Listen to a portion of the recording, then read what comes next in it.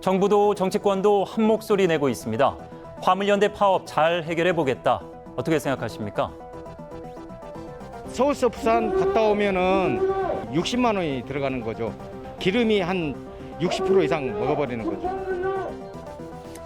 경유값 천정부지로 솟았으니 노동자 소득 감소 당연합니다.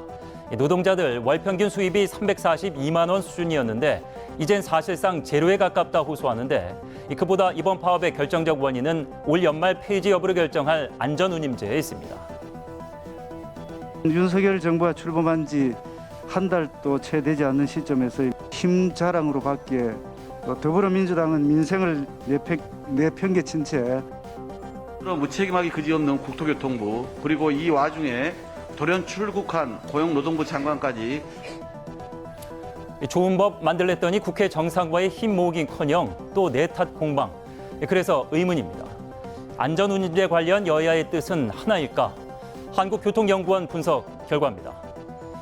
일하는 시간은 줄었되 수입은 늘고 과적, 사고, 과속 줄었습니다. 안전운임제 효과 방증 아니겠습니까? 그런데 화주협의회 자신들의 연구 용역에선 효과 미비했고 품목이나 업종 운임 인상돼 국내 생산 중단하고 해외로 눈 돌리는 기업들이 있다며 폐지를 주장합니다. 관련 법안이 1년 이상 국회에 계류돼 있던 이유 이제 짐작이 되십니까? 국민의힘 쪽의 입장은 화주와 차주의 이해 충돌이 굉장히 심한 법안이다. 그래서 이것은 뒤로 미루자라고 해서. 그럼 이른바 쪽수 안 밀리는 민주당은 그간 무엇을 했을까요? 집권과 선거에 매몰돼 민생에 몰두할 수 없었던 여야 모두의 책임이고 해서 이제라도 논의 가능할까 의문인데 또 하나의 의문이 있습니다.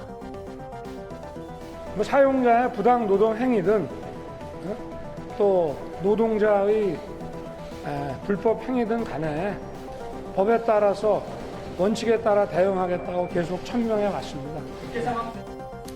새 정부 출범 이후 첫 파업입니다.